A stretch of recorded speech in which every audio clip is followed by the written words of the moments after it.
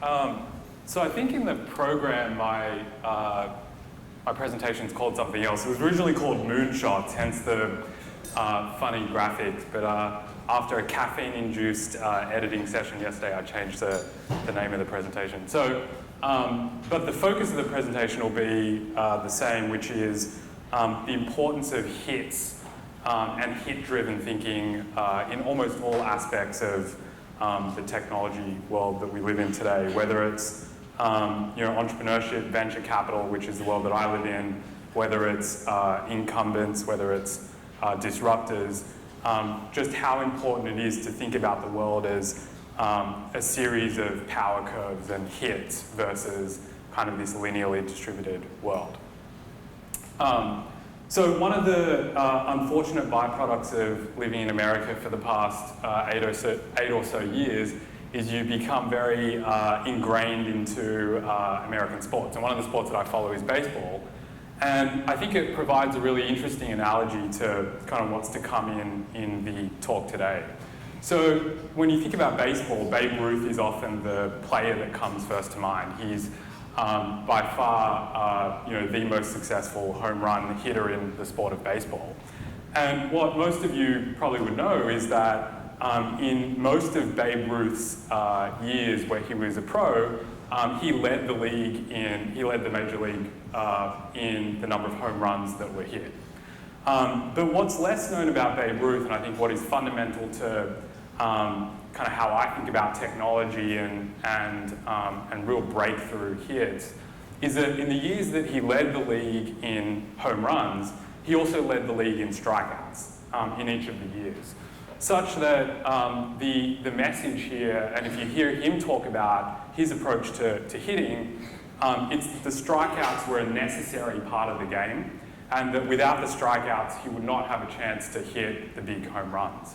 And I think that's a really important concept as we think through how innovation happens and how these big technological breakthroughs happen.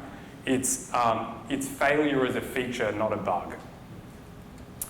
Great, so I'm going to start by talking about VC and venture capital to the extent that it's interesting, but then I'm going to quickly move on to some of the other areas of tech in which power laws and this blockbuster thinking I think is particularly relevant. So I started as a VC 3 years ago. My background is as an entrepreneur. And when I first started VC, I thought about the game as a largely kind of linear game whereby a fund would make 30 investments into 30 interesting startups, and some of the startups would succeed and some of them would fail, but if you kind of plotted them on a graph, you would see that the returns by company were pretty evenly distributed. Some would be slightly better, but it would be a pretty linear curve. In fact, that's not true at all. For almost all successful VCs, in fact, I think for all successful VCs, the law that's followed is not a downward sloping linear curve.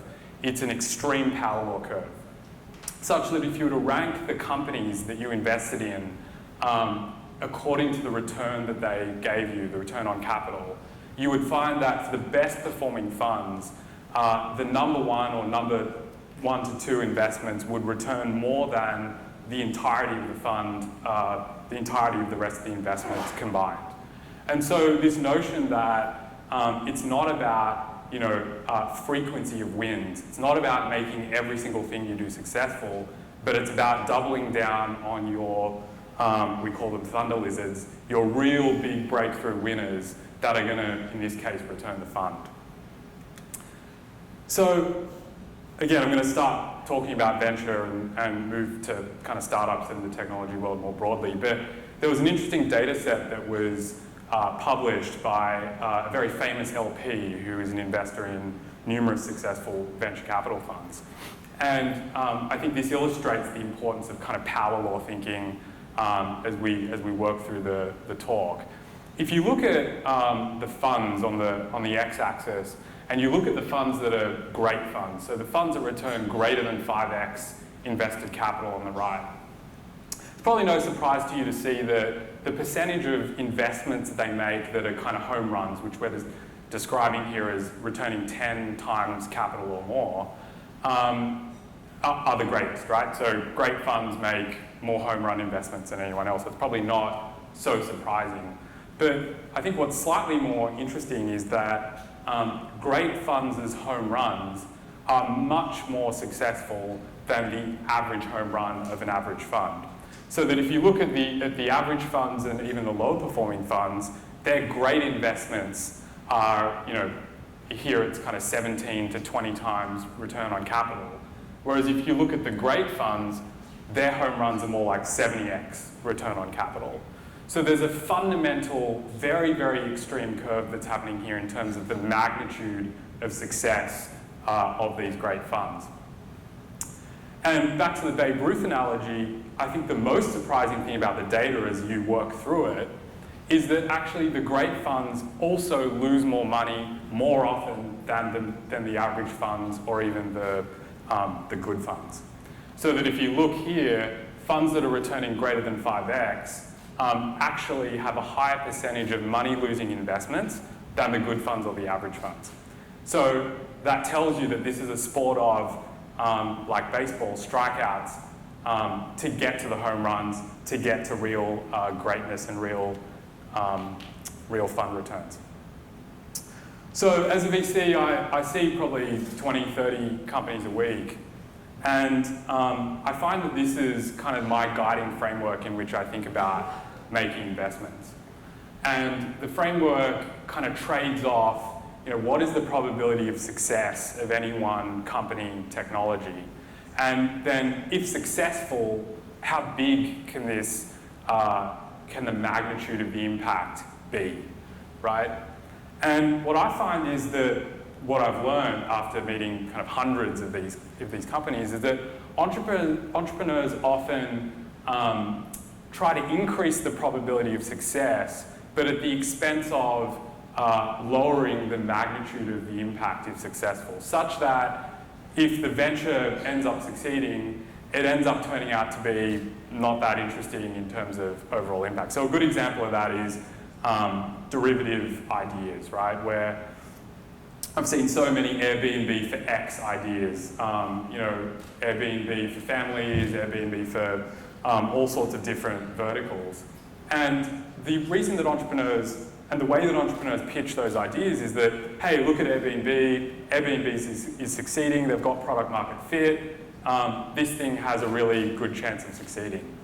The issue with that though is that, back to this idea of hits and hitting home runs, is that those ideas tend to have a higher probability of success, but the magnitude of impact that those ideas have is typically capped or very, very muted. And so I'm actually not looking to make investments in ideas where the idea has a high probability of success. I'm looking to make investments where, if successful, the magnitude of the impact is so big that it has the opportunity to return the whole fund. And that's some of the disconnect, I think, between how entrepreneurs pitch and how kind of venture capitalists think about making investments. So in the VC world, how do you make these big bets that could potentially be the next Facebook, the next Uber, the next Airbnb?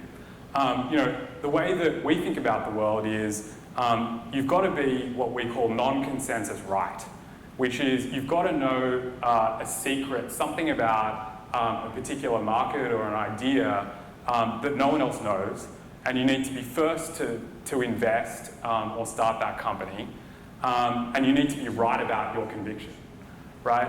So if you look at what a lot of entrepreneurs and VCs do, they're kind of in the top right column, which is what we call consensus right, which is things that everyone knows to be true that turn out to be true. So, fintech is a hot thing right now, virtual reality, etc. These are all things that are probably going to be big ideas, but from a fund return perspective, a lot of the profit opportunities have already been kind of competed away, right? And so we're paying very high multiples, valuation multiples for these companies, and there's this very competitive dynamic to get to what's already hot. what's critical in entrepreneurship and VC is finding the non-consensus rights. So the things where you know something that other people don't know, and you enter a period of growth that is fundamentally kind of undercover, that by the time that it gets to the consensus right quadrant of the matrix, you've already monetized pretty significantly. So, really good example of this is I always think about Airbnb and how that company started out. I think it's going to be one of the important companies over the next kind of 50 years or so. And the first 20 VCs that they met kind of all said no, and the 21st VC that they met was Sequoia, which wrote them a $700,000 seed investment. And the fundamental issue that the VCs had who passed on Airbnb was that who's going to rent out a room to a complete stranger, and trust issues, privacy issues, etc. Which is probably what anyone rational would think about the idea. But Sequoia had a secret, which was Sequoia observed this other community called couchsurfing, which at the time was a very niche kind of room sharing community. And Sequoia noticed that couch surfers were staying on other people's couches actually for free. And it was at the time a very, very tight-knit, kind of not well understood and certainly not popular community. But in Sequoia's mind, the Airbnb investment was people are already doing this at some small scale. And the Airbnb bet was about how do we take a niche activity of kind of sharing couches and this non-transactional activity and moving it to a mass market opportunity like Airbnb did. And so it's a very nuanced but important way to think about the Airbnb pitch. This was not trying to generate some completely new behavior. This was actually already existing at some level, and Airbnb's innovation was to take it to a completely huge new market. So we think a lot about, again, this kind of thunder lizard thing where what are the breakthroughs that are going to exist that very few other people believe to be true? And the other thing we've learned is that how valuable is consensus anyway? How accurate are predictions anyway? And I think if you backtest a lot of, particularly in the tech world, how relevant and accurate are predictions around things like smartphone penetration, things like the timing of virtual reality, autonomous vehicles, etc. Most of them are actually completely untrue, and in some cases off by thousands of times of orders of magnitude. So there's an interesting study, a very famous study done on kind of expert predictions and the fallacy of expert predictions. And it was a survey of, I think, 240 economic experts and political experts who essentially get paid to make these predictions. And the study tracked about 8,000 predictions over the course of several years. And the conclusion was that the predictions were no more accurate than dart-throwing chimpanzees. And so even people that get paid to make these predictions and who live this stuff, are completely not accurate. And so for us, we're having less and less discomfort discarding these predictions because a lot of them just turn out to be untrue, particularly in a world that's as fast-moving as the tech world. So we think we try very hard to think objectively and come up with our own points of view and use some of this data as no more than just kind of input data. So that's a little bit of a, I guess, romp through the VC world. I'm gonna talk a little bit about how kind of this idea of hits and power curves pervades, I think, every aspect of the technology world. And I think the way that I like to frame it is we like to think of the world as kind of this normally distributed world, right? Where most things kind of tend towards some sort of central average, And here it's like if you bump into a Australian male down the street, there's a almost 100% chance that person's going to be between 60 to 80 inches tall, and we're very comfortable in this kind of bell curve world. But actually in technology, bell curves don't begin to explain much of anything that happens in technology, and particularly in breakthrough technology. These breakthroughs all follow a completely different distribution, which is this power law distribution, whereby a very, very small percentage of bets, hours of effort, technologies, people contribute to the vast majority of the upside, the benefit, the gains, the profit, the users, etc. And so I just think it's fundamentally important to internalize that when you're thinking about your own innovation efforts. And I think there are real reasons why power laws exist in technology that is kind of the subject of another talk. But when you think about technology, it does have very unique properties that kind of lend to this power law thinking. So the first is, unlike a lot of other industries, the marginal cost of reproduction in technologies is typically zero, right? So if you talk about developing a Candy Crush, the infamous game, all of the upfront cost is R&D and there's some marketing, but the cost of copying the app is literally zero.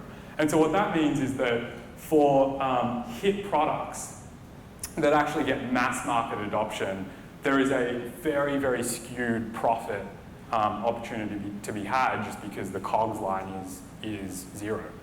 The second reason is it's very, very difficult to predict, kind of to the dart-throwing monkey's point, what consumers are going to adopt, right? So who could have predicted Twitter? There was no data that you could have put together that could have predicted the growth of Twitter, or the fact that it would work even within a small population.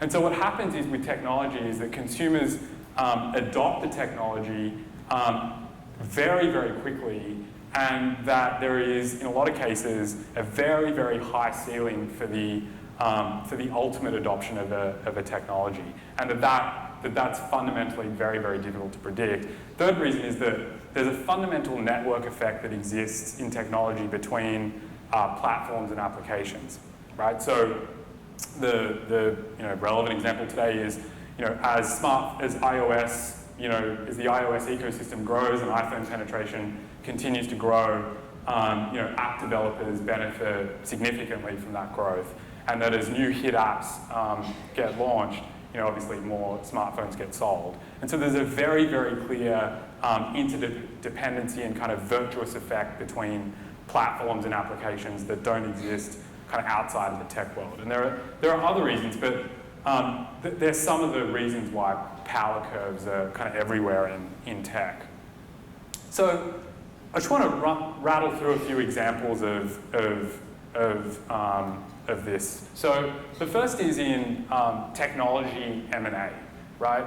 And one of the questions you've got to ask is, with a 90% failure rate in technology M&A, what's going on here? Why is Google still making 50+ acquisitions a year? And I can tell you that even for our portfolio companies that do get acquired, it's usually a case of the founder and the team kind of moving across, staying for 6 months or whenever they finish vesting and then leaving, and the acquiring company shutting down whatever it is they acquired. So you look at that and you say, why would Google spend hundreds of millions of dollars a year doing that? And the reason why is because there is a very, very few number of those acquisitions that are completely transformative for the acquiring company. And there is this long tail of failure and strikeouts in tech M&A, but the breakthroughs that happen are very, very consequential for the acquiring company. So, we can go through a bunch of different examples. Instagram, at the time that it was bought, it was $1 billion purchase. The team was a team of, I think, 18 people. And there was just no way you could, justify on a classic kind of DCF basis, the price that was being paid. But if you fast forward to today, Instagram, we believe, is worth something like $30 billion, which represents a 30 times return on investment for Facebook in 3 years. But more importantly, has fundamentally shored up Facebook's original weakness in mobile. And now Facebook is actually, we think, very, very well positioned in mobile, particularly with WhatsApp as well. eBay and PayPal is another example where PayPal was bought for $1 billion and now is actually worth more than eBay is. So I think PayPal's market cap as of today is $43 billion, eBay's is something like 35.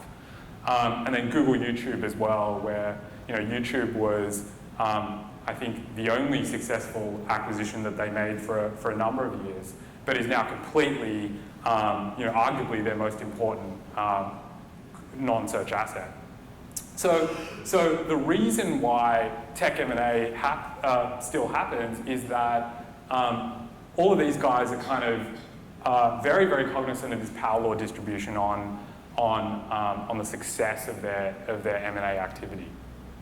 The other example is probably a little bit more intuitive, which is this idea of winner take most markets, and they're everywhere in technology, right? So, and we can argue about whether it's winner take most or winner take all, but I think if you go through the application layer, the infrastructure layer, the hardware layer, the search layer, most of the markets that you see in technology have the property of the dominant player having 60, 70% market share, right? So this particular example is Uber versus Lyft, which is a highly relevant one, at least in the US. And you can see that Uber not only has dominant market share, Uber's the red line and Lyft is the blue line, but Uber's actually growing 10x more quickly than Lyft is. And so there is this virtual effect here where Uber, we think, is going to take 90% market share, and that the power law of the ride-sharing market is going to be won by Uber. That's just one application. There are multiple other applications that we could go through. On the infrastructure side, AWS is bigger than 4 of the top 4 next biggest competitors. And actually these growth figures are a little bit outdated. They're actually growing the fastest now. And so that even in the infrastructure world, where economies of scale are so important, you see this very, very extreme, winner take most type opportunity. And in search, it's the same thing. You look at Google's market share, the blue line versus others. Google is actually now gaining share of global search, even 15 years after it's launched. And so it's really, the way that we make investments is we think about, what is the one company that is going to be the #1 company in the category, because we feel that companies 2 to X essentially divvy up the kind of inconsequential remaining gains of the category, that almost all of the value goes to the winners. The third example actually is about people and how power laws also apply to people in the technology world. So many of you would have heard of this concept of 10x engineers, which is, if you look at, there have been a bunch of studies done on engineer productivity, and that there is this massive, massive gulf between the best kind of rock star, most productive engineers and the worst engineers, right? And so, Bill Gates has very famously said that Microsoft is run by 3 or 4 great engineers, right? That almost all of the engineering staff at Microsoft don't really matter.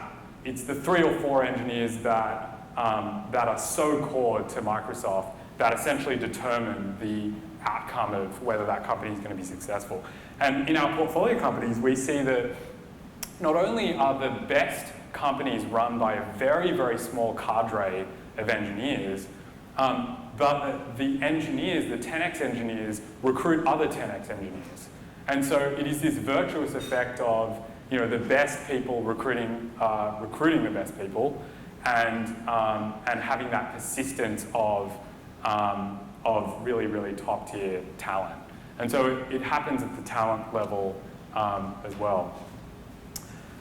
The other place that it happens is what I'm starting to call kind of institutionalized hit making, which is how do bigger companies get exposure to this power law effect, and how do they make breakthrough innovations? And one of the examples that we're studying closely now, given that it's a public company, is Google and their restructure and splitting out kind of their moonshot activity away from the core search business. So their cancer research, their space exploration, autonomous vehicles, etc., are now housed in a separate corporate entity to the core search business. And so we looked at that and we said, okay, this is a way for a large company to, to acknowledge that power laws exist and that one or two technologies are going to define the future of the company, and B, act on those inclinations with a high degree of conviction and the right incentives, etc. A lesser known one is Airbnb. They've got a hit-making factory called Wonderlab, which is based in Asia. And they're working on really interesting things like vertically integrating supply and creating new housing stock, etc. So things that can fundamentally change the trajectory of the corporate parent. We're starting to see more of that, and I think we'll continue to do that. And then lastly, obviously, you can be on the wrong side of the power curve, which is you can be disrupted by a breakthrough technology. And so the kind of canonical example is analog photography. And our belief is that incumbents are not, there typically isn't 50 reasons why an incumbent gets disrupted and put out of business. There's typically one reason, which is a big breakthrough technology that happens very, very quickly and completely nullifies the incumbent's business model. And if you look at the pace of fall off, for example, here in analog photography, which was disrupted first by digital cameras and then, of course, by smartphones. Kodak, like any other company, has its problems, but it was that one thing that caused the demise of Kodak specifically. So we could go through 10 other examples of how the power law kind of exists in all aspects of technology. But I want to finish by talking about, so what does this mean for you, and how can you work with kind of what I believe to be a true kind of law of technology, and how can you embrace it and benefit from it? I think the first really important piece is, and this is something that we even tell our portfolio companies, is that it's really important to incentivize the value of outcomes, not the frequency of success. So given that strikeouts are a fundamental part of the game, if you're incentivizing people on how frequently they hit or how frequently they succeed, you're actually going to get a very linear looking outcome. What you want to do is you want to say, you want to get people to think really, really big and incentivize based on the value of the value that they provide, essentially, not how many times they're wrong versus right.